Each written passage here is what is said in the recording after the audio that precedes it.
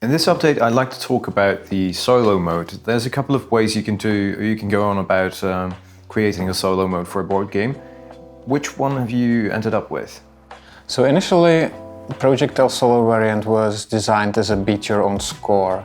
So you had a similar deck that I have here, but it acted as a timer. So when it ran out, you basically finished the game and counted up your points. So it was just trying to do as best as you can and beat yourself up in score in the subsequent games. Rather than that, we wanted to replicate the same gameplay feeling that you have from the multiplayer game. So we designed an AI opponent that basically plays against you.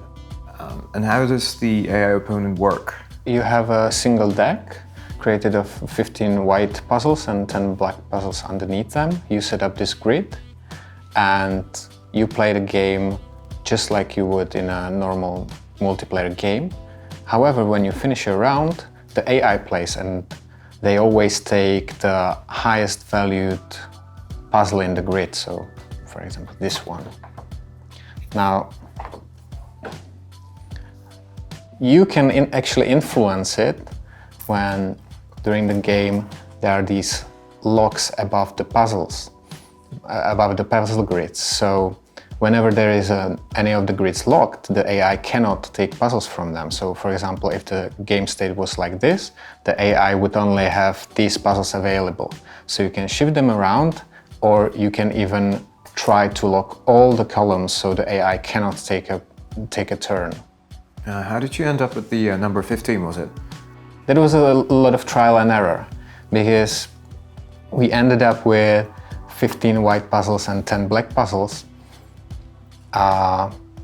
based on trying out different ratios, because the more puzzles you add into the game, the easier it gets, because you have more time to develop your engine, and since the AI only takes one puzzle every round, you can do much more than that by the end of the game.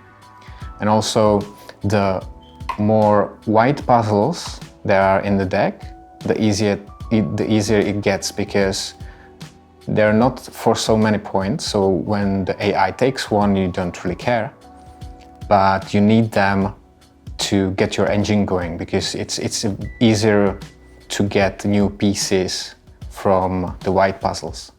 But once the black puzzles come into the game, they're for more points. So when the decks switch, you really have to have your engine going already so you can beat the AI.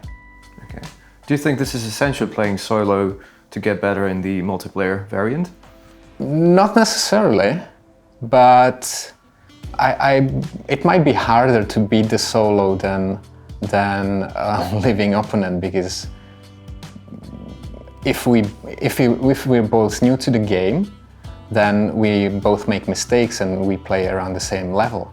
But the AI is way harder, when we wanted to design it to be hard, so every time you play it solo, you have a challenge in front of you. Yeah, it gets progressively harder, doesn't it? Yeah, you can choose between 3 different difficulty levels. There is easy, standard and unbeatable, which is really hard but beatable.